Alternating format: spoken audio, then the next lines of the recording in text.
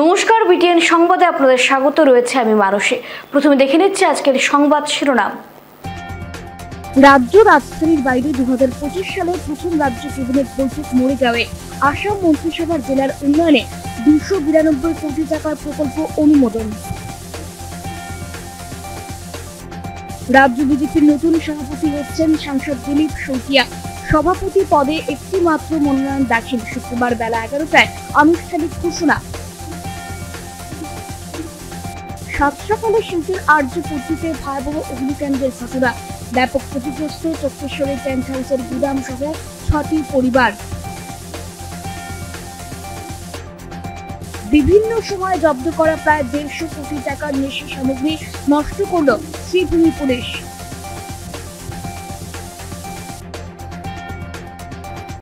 সমস্ত বরাকবাসীর জন্য বিনামূল্যে ডায়েট বিশেষজ্ঞের পরামর্শ। হ্যাঁ, ঠিকই শুনেছেন, সমস্ত বরাকবাসীর জন্য সম্পূর্ণ বিনামূল্যে ডায়েটিশিয়ানের পরামর্শ। যে কোনো জটিল রোগ কিংবা লাইফস্টাইল ডিজিজ থেকে মুক্তি পেতে শুধু ঔষধ নয়, দরকার সঠিক আহারও। তাই মেডিকারা সমাজসেবা প্রকল্প নিয়ে এলো এক অনন্য উদ্যোগ, Barak valley diet awareness programme, যেখানে সম্পূর্ণ বিনামূল্যে পাবেন একজন ডায়েটিশিয়ানের পরামর্শ। আজ সংগ্রহ করুন ফ্রি কুপন। স্থান মেডিকারা social welfare service, Silchar Ambikapatti ISKCON মন্দিরের পাশে। Mobile number 9365771200। ধন্যবাদ। আসছি বিস্তারিত খবরে। রাজ্য রাজধানীর বাইরে 2025 সালে প্রথম রাজ্য ক্যাবিনেট বৈঠক মরিগাঁওয়ে। আসাম মন্ত্রিসভা জেলার উন্নয়নে 292 কোটি টাকার প্রকল্প অনুমোদন করেছে। রাজ্য রাজধানীর বাইরে 2025 সালে প্রথম রাজ্য ক্যাবিনেট বৈঠক মরিগাঁওয়ে আজ বৃহস্পতিবার অনুষ্ঠিত হয়। এদিনের অনুষ্ঠানে আসাম মন্ত্রিসভা জেলার উন্নয়নে 292 কোটি টাকার প্রকল্প অনুমোদন করেছে। মুখ্যমন্ত্রী ডক্টর হিমন্ত বিশ্ব শর্মা মন্ত্রিসভার বৈঠক শেষে সংবাদ মাধ্যমের সাথে কথা বলছিলেন। তিনি মরিগাঁও জেলার সামগ্রিক উন্নয়নকে আরও জোরদার করার জন্য বেশ কিছু সিদ্ধান্ত ঘোষণা করেছেন। আজ মরিগাঁও জেলার উন্নয়নের পাশাপাশি মুখ্যমন্ত্রী শর্মা বলেন, তার সরকার জেলায় 1000 বিঘা জমি জুড়ে একটি শিল্প কারখানা স্থাপনের কথা বিবেচনা করছে।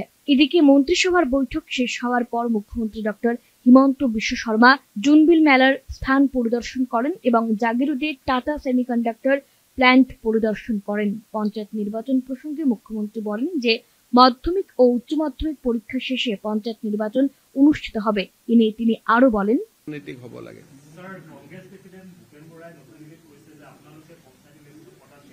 এটা মই দেখোন আজি ঘোষণাই কৰি দিলো পঞ্চায়ত ইলেকশন যে যিদিনাখনে হায়াৰ ছেকেণ্ডাৰী পৰীক্ষা শেষ হ'ব তাৰ পিছদিনাখনে পঞ্চায়ত ইলেকশন পাতি দিম। কিন্তু আমাৰ চৰকাৰে পঞ্চায়ত ইলেকশনতকৈও অসমৰ ছাত্ৰ ছাত্ৰীৰ কল্যাণক আটাইতকৈ বেছি গুৰুত্ব দিয়ে। মেট্ৰিক পৰীক্ষা চলি থাকিব, তাত মাইক বজোৱাৰ সাহস কংগ্ৰেছ দলৰ থাকিব, আমাৰ নাই।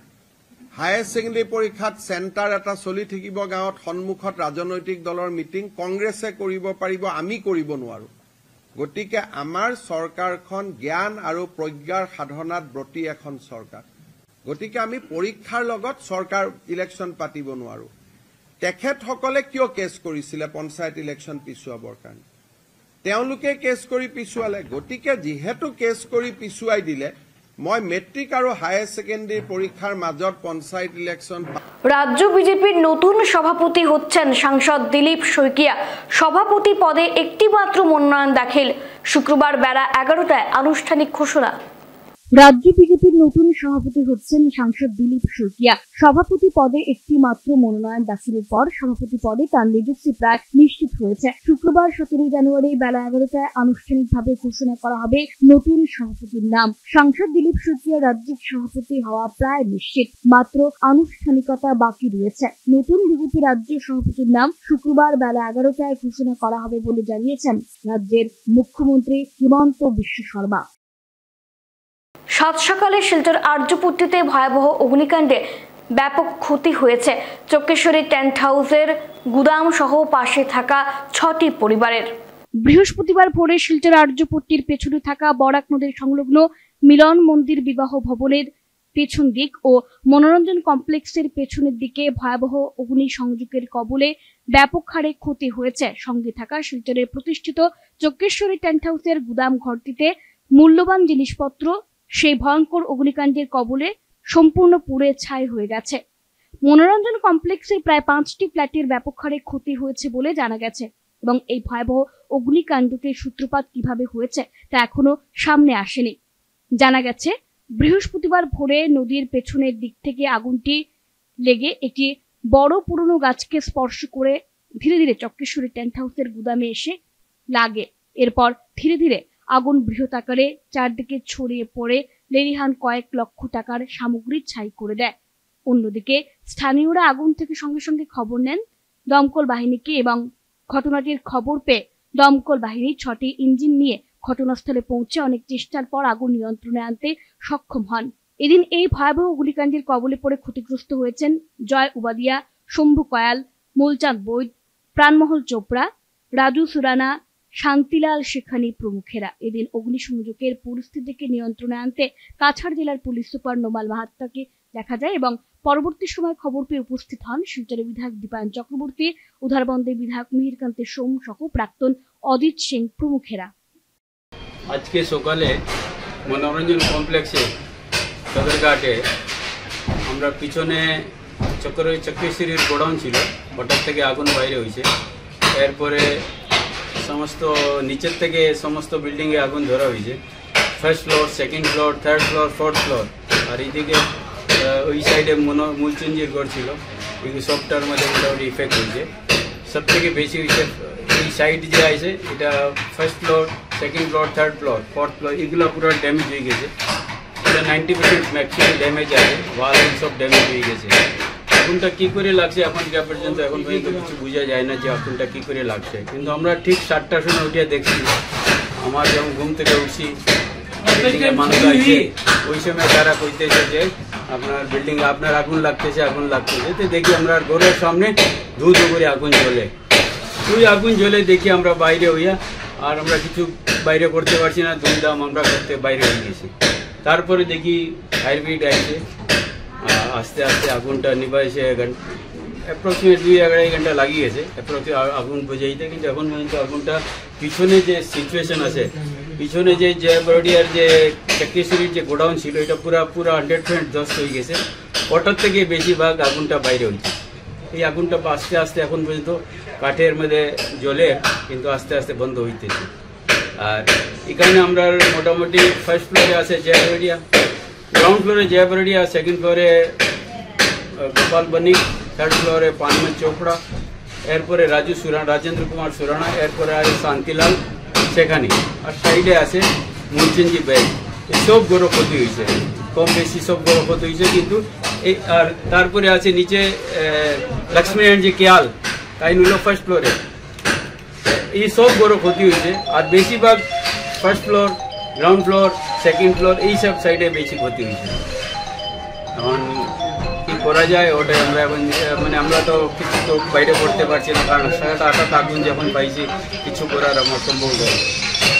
বিভিন্ন সময়ে জব্দ করা প্রায় 150 কোটি টাকার নেশা সামগ্রী নষ্ট করল শ্রীভূমি পুলিশ। 156,83,99,950 টাকার মাদকদ্রব্য পুড়িয়ে দিয়েছে শ্রীভূমি পুলিশ। জেলার বিভিন্ন স্থানে জব্দ করা হেরোইন, ইয়াবা, ট্যাবলেট, গাঁজা, ফেন্সিডিল সহ অন্যান্য নেশা সামগ্রী নষ্ট করা হয়েছে। কিছু সামগ্রী আগুন লাগিয়ে জ্বালিয়ে দেওয়া হয়, কাঁচের বোতলগুলো ড্রজার দিয়ে ধ্বংস করা হয়। এই বিষয়ে সংবাদ মাধ্যমের সঙ্গে কথা বলতে গিয়ে পুলিশ সুপার পার্থপ্রতিম দাস জানান, বিচার বিভাগের আধিকারিকদের উপস্থিতিতে এগুলো ধ্বংস করা হয়।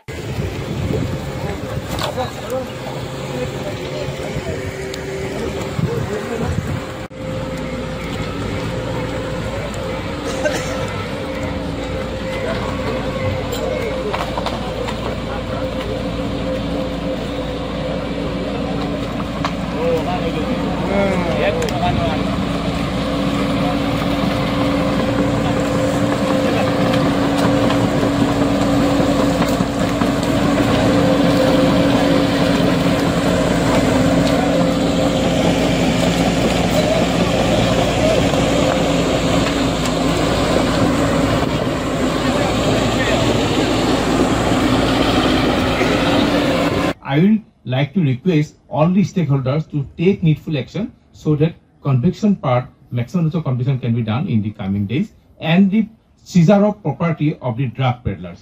Until and unless we seize the properties of the drug peddlers, this kind of drug menace will continue.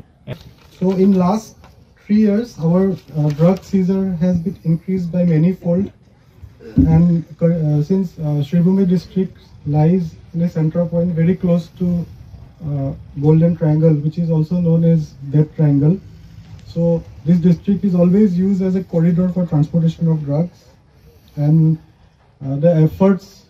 the team efforts which have been made in last 3 to 4 years has been very good, and now the coming challenges are for the conviction of the cases which are the trials are going in the court. From achieving that dream, but still it certainly is a step in the right direction.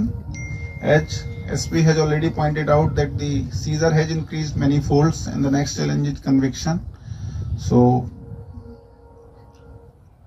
as the unit of, as the team, Shribhumi district is on it, and I believe the conviction rate will also go up in coming days. মুখ্যমন্ত্রী হিমন্ত বিশ্ব শর্মার বিনামূল্যে scooter প্রকল্পের আওতায় শিক্ষার্থীদের কাছ থেকে অর্থ আদায়ের অভিযোগ শ্রীভূমি জেলায়। মুখ্যমন্ত্রী হিমন্ত বিশ্ব শর্মার বিনামূল্যে স্কুটার প্রকল্পের আওতায় শিক্ষার্থীদের কাছ থেকে অর্থ আদায়ের অভিযোগ উঠেছে শ্রীভূমি জেলায়। অভিযোগ, শিক্ষার্থীদের কাছ থেকে ৩৫০০ টাকা অবৈধভাবে আদায় করা হচ্ছে, ফলে জেলায় বিনামূল্যে স্কুটার বিতরণের প্রতিশ্রুতি ভঙ্গ করা হয়েছে বলে অভিযোগ। অবৈধভাবে অর্থ আদায়ের বিরুদ্ধে ক্ষোভ প্রকাশ করে শিক্ষার্থীরা জেলা শাসকের কাছে স্মারকপত্র জমা দেন। এদিকে শোরুমের এই অবৈধ দাবির বিরুদ্ধে অভিভাবকরা অভিযোগ দায়ের করেছেন। তারা মুখ্যমন্ত্রীর কাছে কঠোর ব্যবস্থা গ্রহণের দাবি জানান। রয়্যাল এটিএস হিরো শোরুম, এখানে অনেক বড় একটা স্ক্যাম চলছে। আমাদের গরিব দুঃখী ছাত্র যে স্কুটি যারা পায় তাদের সঙ্গে তাদেরকে আগের দিন কল করা হয় যে ৩৫০০ টাকা লইয়া স্কুটি রিসিভ করতে। শোরুম কর্তৃপক্ষ কল করে, আমরা যদি ৩৫০০ টাকা না নিয়ে যেতে পারি তাইলে আমাদেরকে পরবর্তীতে ডেট জানানো হবে। এই বয়ে অনেক ছাত্র ৩৫০০ টাকা নিয়ে স্কুটি রিসিভ করতেছে। আর যদিও কেউ স্কুটি রিসিভ করতে ৩৫০০ টাকা না নিয়ে যায়, তাদেরকে ঘুরিয়ে দেওয়া হয়। তাদের এই জন্য আমরা কয়েকজন মিলে, আমরা ছাত্র এবং কয়েকজন লোক মিলে একটা প্রোটেস্ট করছিলাম শোরুমের এগেইনস্টে। তারা স্ক্যাম বন্ধ হয়ে যাবে এর লাগে এই আমাদের কয়েকজন লোক তারা থানায় ধরিয়ে দিয়েছে। তার জন্য আমি সিএম স্যারে অনুরোধ করি যাতে এই জিনিসটা বন্ধ হোক অ্যান্ড শোরুমের এগেইনস্টে একটা পদক্ষেপ নেওয়া হোক। এই গার্ডটার জন্য যাতে টাকা আদায় করা না হয়, একটা স্টুডেন্টস যদি তার টাকা থাকে তাহলে সে লাগাতে পারবে, যদি তার টাকা না থাকে তাকে গার্ড ছাড়া যেন স্কুটিটা দেওয়া হয়। এইরকম ফোর্স যাতে না করা হয়। আমাদের কাছে কল রেকর্ডিং রয়েছে যে শোরুম কর্তৃপক্ষের একজন বলছেন কল করে যে ওনারা গার্ড লাগিয়ে দিয়েছেন, এখন তো গার্ড খুলতে পারবেন না। আমরা আপনাদের কাছে দিতে পারবো আমাদের সেই রেকর্ডিংটি।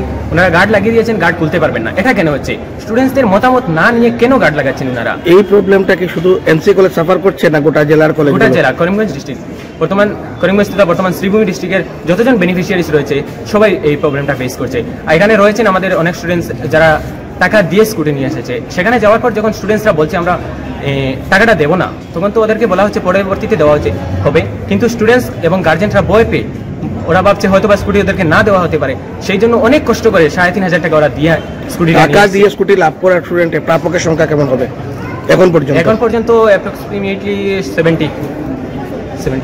তো আমি সিএম স্যারের কাছে আমি অনুরোধ করব যাতে এটা সঠিকভাবে তদন্ত করে এটা বন্ধ করা হোক।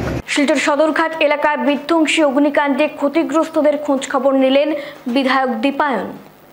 শিলচর সদরঘাট সংলগ্ন এলাকায় বিধ্বংসী ভয়ঙ্কর অগ্নিকাণ্ডে ক্ষতিগ্রস্তদের খোঁজ খবর নিলেন শিলচরের বিধায়ক দীপায়ন চক্রবর্তী। এদিন সকালে ঘটনাস্থলে অগ্নি নির্বাপক কর্মীদের সঙ্গে উপস্থিত থেকে কাজের অগ্রগতি খতিয়ে দেখেন বিধায়ক। ঘটনায় ক্ষতিগ্রস্ত পরিবারের সদস্য জয়া বর্দিয়া, শম্ভু কোয়েল, পানমল চোপড়া, রাজু সুরানা, মূলচাঁদ বৈদ এবং ঘটনায় ক্ষতিগ্রস্ত হওয়া অন্যান্যদের সঙ্গে দেখা করে সহানুভূতি ব্যক্ত করেন। ঘটনায় সব ধরনের সহযোগিতার আশ্বাস দিয়েছেন বিধায়ক। এদিন খবর পাওয়ার সঙ্গে সঙ্গেই বিধায়ক ঘটনাস্থলে উপস্থিত হয়ে খোঁজ খবর নেওয়ায় স্থানীয়রা সন্তোষ প্রকাশ করেন।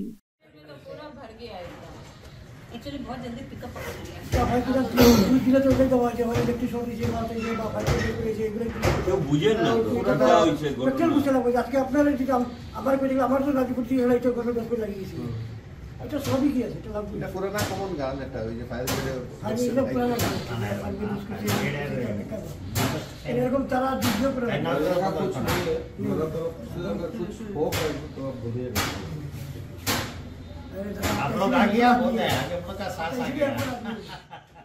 আন্তর্জাতিক দুর্যোগ ঝুঁকি হ্রাস উপলক্ষে সোনাই রাজস্ব চক্রের দুর্যোগ মোকাবেলা বিভাগের ব্যবস্থাপনায় দুর্যোগ প্রস্তুতির উপর পথনাটকের আয়োজন। আন্তর্জাতিক দুর্যোগ ঝুঁকি হ্রাস উপলক্ষে সোনাই রাজস্ব চক্রের দুর্যোগ মোকাবেলা বিভাগের ব্যবস্থাপনায় দুর্যোগ প্রস্তুতির উপর এক পথনাটক অনুষ্ঠিত হয়। বৃহস্পতিবার সার্কেল অফিস প্রাঙ্গণে দুর্যোগ সুরক্ষা নিয়ে শিবির অনুষ্ঠিত হয়। এদিন ফ্ল্যাগ অফ করে অতিথিরা এই সচেতনতা শিবিরের প্রচার গাড়ির যাত্রার সূচনা করেন। এ নিয়ে আয়োজিত অনুষ্ঠানে প্রাকৃতিক দুর্যোগের তাৎক্ষণিকভাবে কিভাবে নিজেকে সুরক্ষিত করা সম্ভব এ নিয়ে আলোকপাত করা হয়। অনুষ্ঠানের শুরুতে বক্তব্য রাখেন দুর্যোগ মোকাবেলা ব্যবস্থাপনার সোনাইয়ের ফিল্ড অফিসার বিপ্রজিৎ পাল চৌধুরী। বক্তব্য রাখেন সোনাই বিধায়কের প্রতিনিধি খালিদ হাসান লস্কর, বিভাগীয় nodal officer Rajesh Dutta, Sonai MCG কলেজের অধ্যক্ষ ডক্টর বাহারুল ইসলাম লস্কর, সোনাই হলিলাইট ইংলিশ স্কুলের অধ্যক্ষ আমিরুল ইসলাম মজুমদার প্রমুখেরা। অনুষ্ঠানে উপস্থিত ছিলেন সোনাই পৌরসভার চেয়ারপারসন শিরুরানী দাস, সোনাই ব্লকের অ্যাসিস্ট্যান্ট বিডিও রথীন্দ্র পাল, শিক্ষাখণ্ডের বিআরপি সাবিনা সুলতানা মজুমদার, আব্দুল কুদ্দুস মজুমদার সহ অন্যান্যরা। সবার জানা হয়তো আমাদের ভয়াবহ ফ্লাডের মুখে ছিল আমাদের পুরো আসামের প্রায় 30টার উপরে ডিস্ট্রিক্টে ফ্লাড ছিল। শিলচর কাছাড় ডিস্ট্রিক্ট বেসিক্যালি ফ্লাডে ইম্প্যাক্টেড ছিল অ্যান্ড সবকটা ওয়ার্ডই প্রায় ফ্লাডের কবলে ছিল। তো এটা থেকে কি করে নিজেকে বাঁচিয়ে রাখা যায় আসে না, এই দুর্যোগ থেকে আমরা নিজে কিভাবে বাঁচতে পারি, কিভাবে আমরা অন্যকে বাঁচাতে পারি, সেটাই হচ্ছে আমাদের মেইন উদ্দেশ্য। এখানে গুয়াহাটি থেকে এসেছেন ডিসাস্টার ম্যানেজমেন্ট থেকে, উনি বলবেন তোমরা কিছু জানবে, তোমরা নিজেকেও বাঁচাবে। এবং দুর্যোগ তো আসে, কিন্তু আমরা জানার অসুবিধার কারণে আমরা অনেক কিছু ক্যাজুয়ালিটি নিতে হয়, যেগুলো আজকে এখানে ডিসপ্লের মাধ্যমে আমাদেরকে দেখানো হবে। আমরা আশা রাখবো যে ডিজাস্টার ম্যানেজমেন্টের কর্মকর্তাগণ যে কোনো সময় ইনসিডেন্ট ইমার্জেন্সি টাইমে সবচেয়ে বেশি প্রয়োজন হয় ইনজুর্ড পারসন ক্যারিং করার জন্য। এগুলো ট্রিক যাতে ডিসপ্লের মধ্যে আনা হয়, যে how to carry the injured person from incident place to ambulance and further treatment. যদিও কুইক রেস্কিউ টিম যাবে, রেস্কিউ গিয়ে ক্যারি করবে, ততক্ষণ পর্যন্ত যে পাবলিক যেখানে থাকবে এইসব জিনিস যাতে মানে এই ডিসপ্লের মধ্যে ঢুকানো হয়। বার্ন ইনসিডেন্ট হলো, ফায়ার ইনসিডেন্ট ধরুন আপনি, তারপরে ফ্লাড, স্টর্ম, আর্থকুইক, এইসব সময়ে কিভাবে মানুষকে ঘর থেকে সেভ করে নিয়ে আসতে হয়, ব্লাড ফ্লাড থেকে কিভাবে। এবং বাজারে আমরা এই প্রচার আয়োজন করেছি।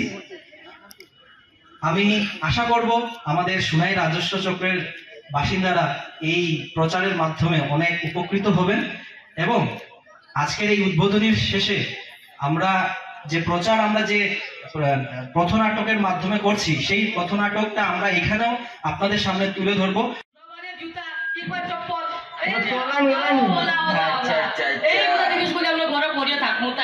বজ্রপাত থেকে আমরা বাঁচতে পারবো।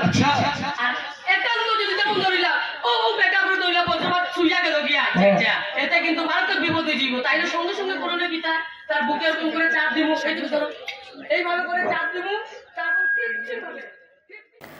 সাংবাদিক স্বদেশ বিশ্বাসের প্রথম প্রয়াণবার্ষিকী উপলক্ষে বরাক নাগরিক সংসদের স্মৃতিচারণ ও আলোচনা সভা শিলচর প্রেস ক্লাবে। সাংবাদিক সমাজচিন্তক স্বদেশ বিশ্বাস সংবাদ মাধ্যমে যে কৃতিত্বের ছাপ রেখে গিয়েছেন তা নিশ্চিতভাবেই নতুন প্রজন্মকে উদ্বুদ্ধ করবে। তার অবদান স্মরণীয় হয়ে থাকবে। বৃহস্পতিবার স্বদেশ বিশ্বাসের প্রথম প্রয়াণবার্ষিকী উপলক্ষে বরাক নাগরিক সংসদের উদ্যোগে শিলচর প্রেস ক্লাবে আয়োজিত অনুষ্ঠানে এই অভিমত উঠে এসেছে। এদিন কর্মসূচির মধ্যে ছিল স্মৃতিচারণ, আলোচনা সভা এবং স্বদেশ বিশ্বাস স্মারক সাংবাদিকতা পুরস্কার প্রদান। সুবীর দত্তকে সাংবাদিকতা পুরস্কার প্রদান করা হয়েছে। সঞ্জিত দেবনাথের সভাপতিত্বে আয়োজিত অনুষ্ঠানে বক্তব্য উপস্থাপন করেন শিলচর প্রেস ক্লাব সহ সভাপতি রিতেন ভট্টাচার্য, সাধারণ সম্পাদক শঙ্কর দে, সাংবাদিক বিভূতিভূষণ গোস্বামী, আকশ উপদেষ্টা রূপম নন্দী পুরকায়স্থ, কেআরসি ফাউন্ডেশন প্রধান বিশ্বদীপ গুপ্ত, স্বদেশ বিশ্বাসের পুত্র সাংবাদিক নাট্য ব্যক্তিত্ব সায়ন বিশ্বাস প্রমুখ। স্বদেশ বিশ্বাসের মৃত্যুবার্ষিকী এবং এই দিনটিকে মনে রেখে শিলচর প্রেস ক্লাব যে উদযাপনের আয়োজন করেছে, তাকে স্মরণের আয়োজন করেছে, সেজন্য আমি শিলচর প্রেস ক্লাব কর্তৃপক্ষকেও ধন্যবাদ জানাই। প্রিয়ভাজন সুবীর দত্তকে তার স্মরণে একটা পুরস্কৃত করা হবে, সেটা একটা বড় স্বীকৃতি।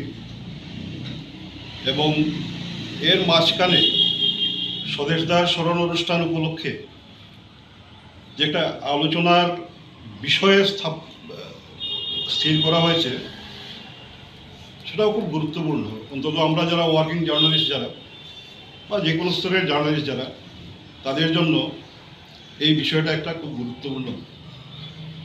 বিভিন্ন স্তরের মানুষও এই বিষয়ের প্রতি আকৃষ্ট হয়ে থাকেন, তারা জানতে চান এবং খুব ইন্টারেস্টিং বিষয় এটা, যে সাংবাদিকতা এবং তার সঙ্গে রাজনীতির যে সম্পর্কটা, এবং রাজনীতি এবং সাংবাদিকতা আমার মনে হয় আমাদের বর্তমান সমাজে এবং পরম্পরাগতভাবে আমাদের সমাজ ব্যবস্থায় এই দুইটা সংবাদ মাধ্যমের এক শক্তিশালী স্তম্ভ স্বদেশ বিশ্বাসকে আমরা গত বছর এই দিনে হারিয়েছিলাম।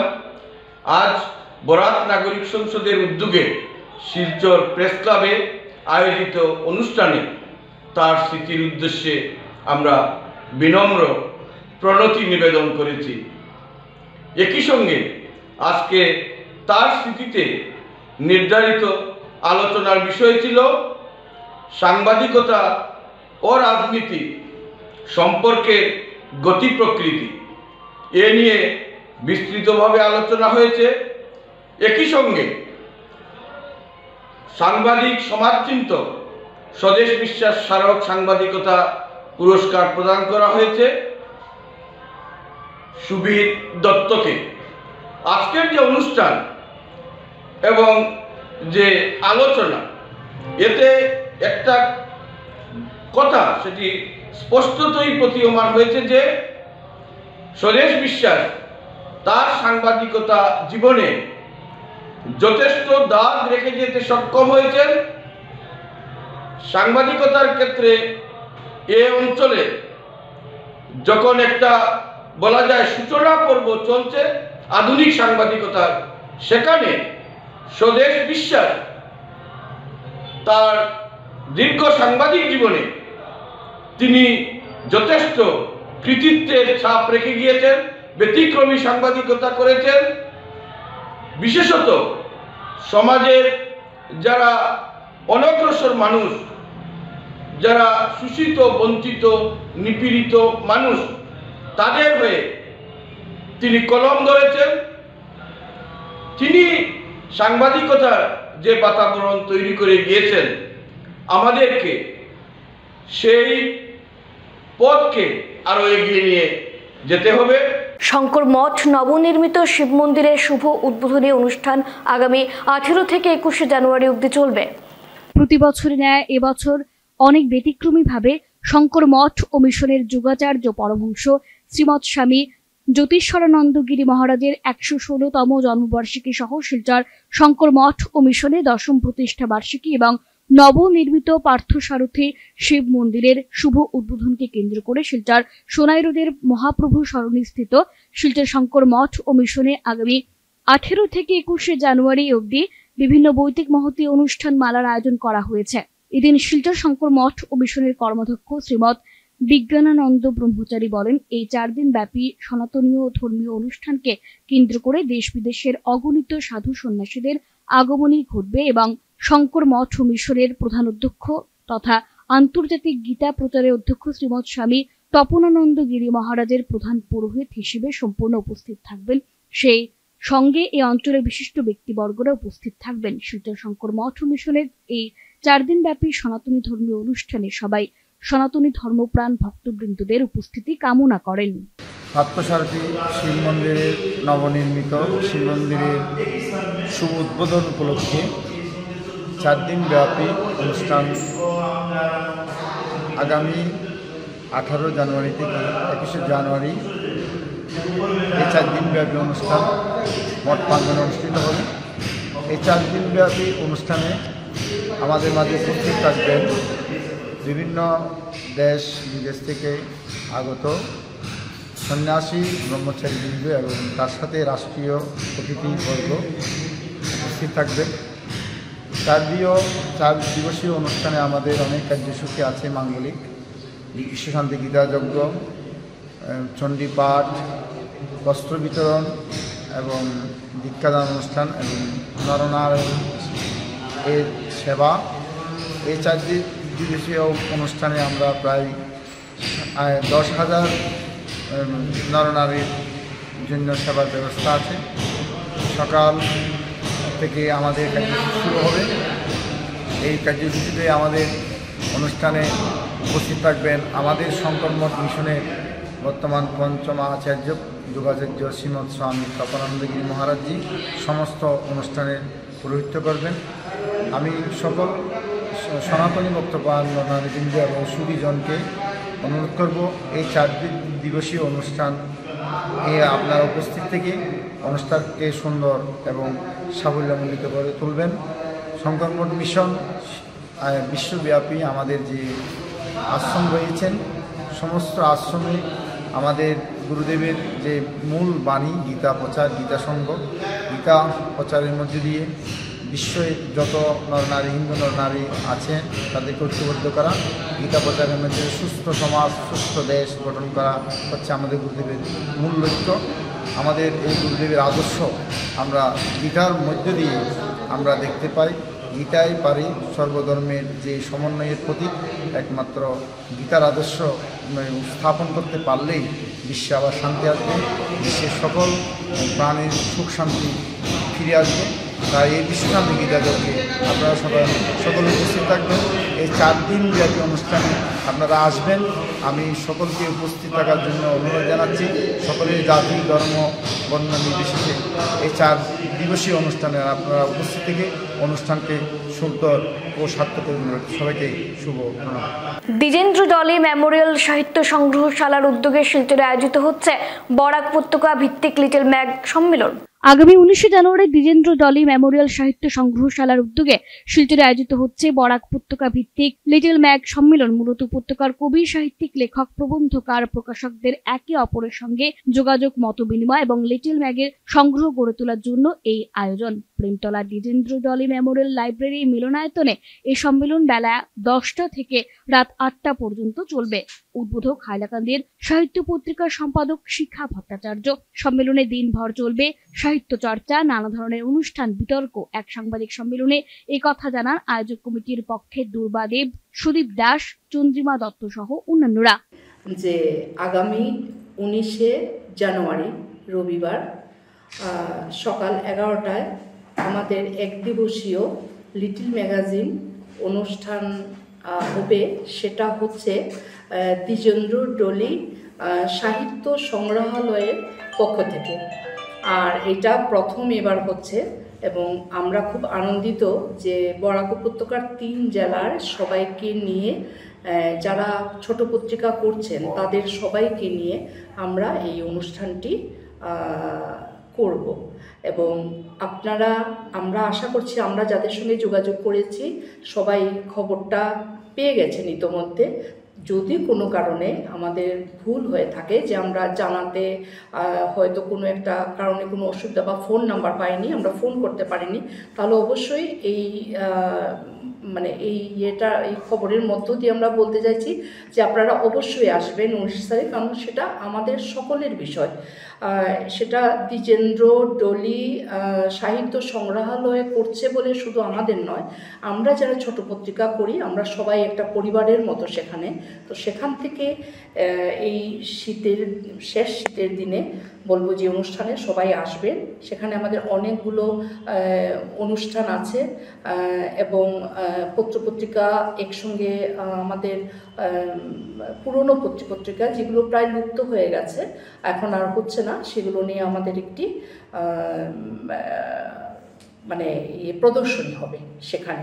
তো এটা থেকেও আপনারা জানতে পারবেন যে আমরা আসলেই বরাক উপত্যকা কতটা রিচ লেখাপত্রের ব্যাপারে এবং ছোট পত্রিকা শত কষ্ট করেও ছোট পত্রিকা তৈরির ব্যাপারে। আগামী আমরা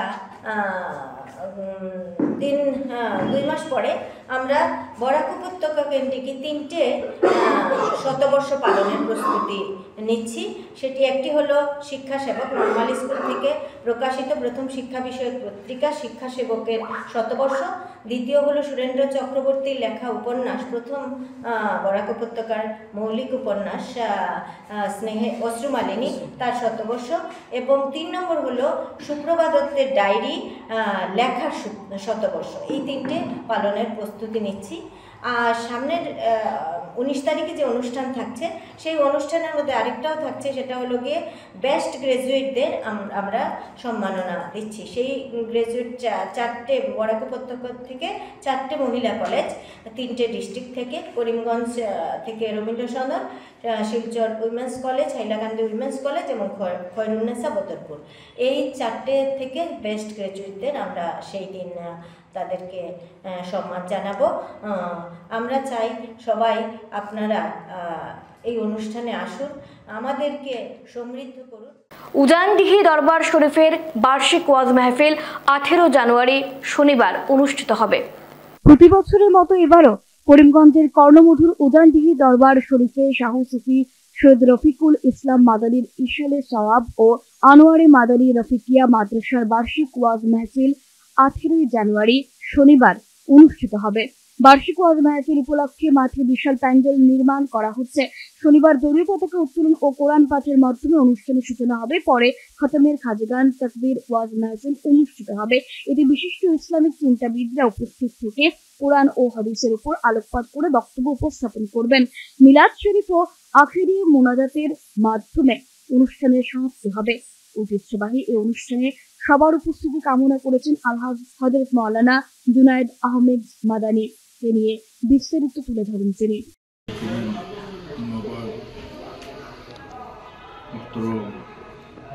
দেশবাসী, আল্লাহ লাখ লাখ শুকরিয়া।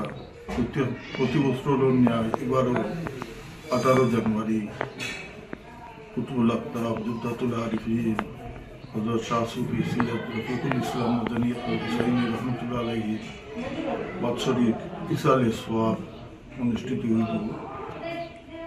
এই উপলক্ষে আপনারা প্রত্যেকের কাছে আমার দাওয়াত রইল, আপনারা অকল তশরিফ আনতা, যাতে রাস্তাঘাটে প্রোটোকল মেনটেন করি আপনারা আইবা, মাইক সাইক এই সমস্ত না বাজাই আপনারা আইতে আমার অনুরোধ রইল। আর অকল তশরিফ আনবার এই খবরটা এসে অন্য রেখইয়া আমার কর্তব্য সমাপন করার চেষ্টা করব। উত্তর কৃষ্ণপুর প্রথম খণ্ডের প্রবীণ নাগরিক আজিম উদ্দিন চৌধুরী প্রয়াত। শিল্পের শহরতলির উত্তর কৃষ্ণপুর প্রথম খণ্ডের প্রবীণ নাগরিক তথা পূর্ত বিভাগের মেকানিক্যাল শাখার অবসরপ্রাপ্ত কর্মী আলহাজ আজিম উদ্দিন চৌধুরী আর নেই।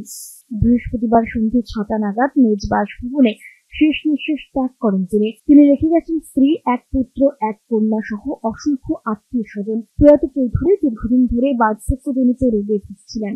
মৃত্যুকালে তার বয়স হয়েছিল 78 বছর। শুক্রবার বেলা 1টায় উত্তর কৃষ্ণপুরের নাগাটিলা জামে মসজিদে আজিম উদ্দিন চৌধুরী জানাজার নামাজ অনুষ্ঠিত হবে। রয়েছে আবারও সামান্য বিরতির পর থাকছে খেলার খবর। আসছি খেলার খবরে। উত্তেজনাপূর্ণ ফাইনাল ম্যাচের মাধ্যমে সমাপ্ত হয় Yasir Challenger cricket trophy. Yasir Challengers trophy 7-a-side night cricket tournament, যার আয়োজক Yasir south Dudhpatil sub committee, 11 জানুয়ারি 2025-এ উদ্বোধিত এই টুর্নামেন্টটি 15 জানুয়ারি এক উত্তেজনাপূর্ণ ফাইনাল ম্যাচের মাধ্যমে সমাপ্তি হয়। ফাইনালে রয়্যাল ফিটনেস ক্লাব মাত্র 3 রানে ওয়াইজি ক্লাবকে পরাজিত করে পুরস্কার বিতরণী অনুষ্ঠানে প্রধান অতিথি এবং বিশেষ অতিথি হিসেবে উপস্থিত ছিলেন জেলা ক্রীড়া সংস্থা শিলচরের সাধারণ সম্পাদক অতনু ভট্টাচার্য এবং সহকারী সাধারণ সম্পাদক দেবাশিস সোম। বিশেষ আমন্ত্রিত অতিথি ছিলেন অসম প্রদেশ মহিলা কংগ্রেসের সাধারণ সম্পাদিকা নবীনা মজুমদার এবং শিলচর জেলা মহিলা কংগ্রেসের সভানেত্রী বন্দিতা ত্রিবেদী রায় প্রমুখ। এটাকে আমি সাধুবাদ জানাই এবং শুধু খেলাধুলা নয়, ইয়াসির সামাজিক বিভিন্ন কাজকর্মে তারা মানে প্রয়াস জারি রেখেছে।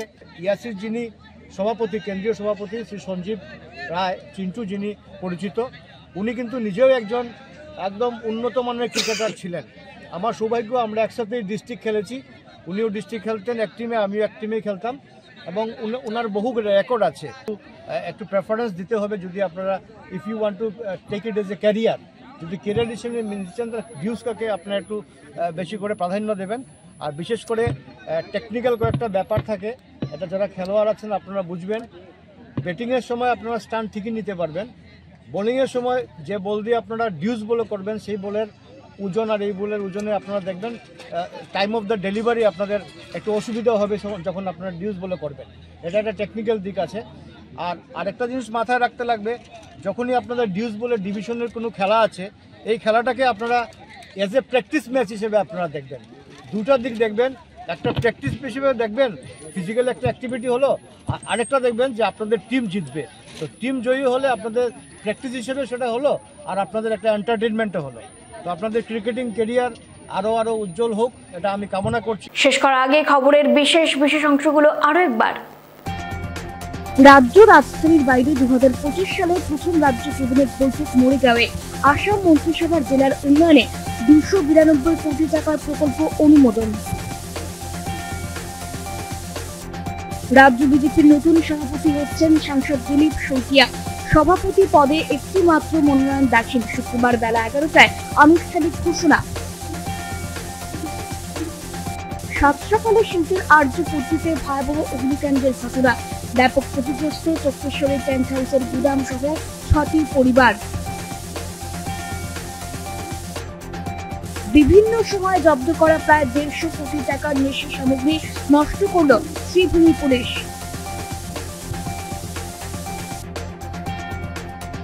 এখনকার মতো বিটিএন সংবাদ এই পর্যন্তই। ধন্যবাদ।